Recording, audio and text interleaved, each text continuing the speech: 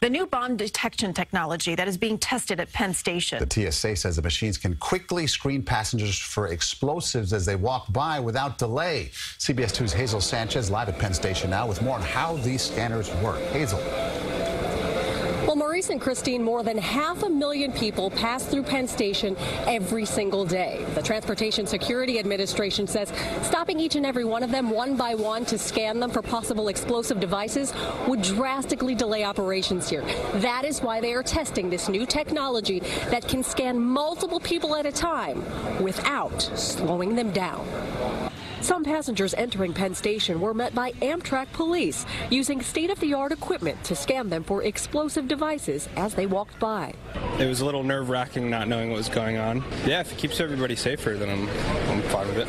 Amtrak is partnering with the Transportation Security Administration to test two devices called standoff explosive detection units, one mounted on a tripod, the other mounted inside a trunk.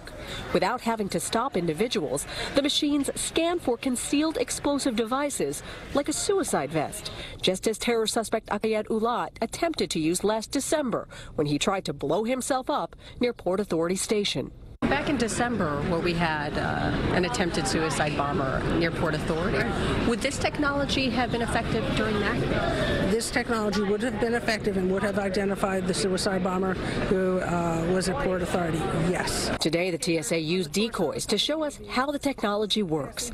Both scanners use what's called millimeter wave technology, not radiation. It detects anything metallic or non-metallic, blocking normal human emissions. This scanner can point in different directions by using a joystick. A vertical bar is positioned on a person's torso, a decoy in this case. The bar turns red where a questionable device is detected. Using the trunk scanner, a decoy walking down the stairs appears as a green ghost on the monitor.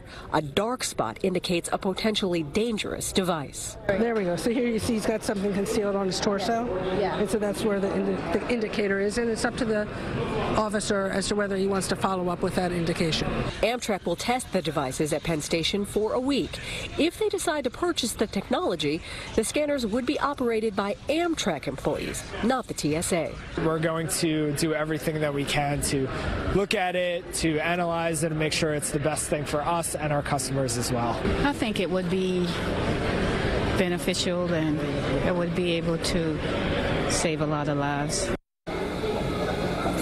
The scanners have been tested locally before at the Super Bowl when it was at MetLife Stadium. This new technology is expected to be available for transit agencies to purchase by the end of the year. We're live at Penn Station. Hazel Sanchez, CBS 2 News. Okay, Hazel.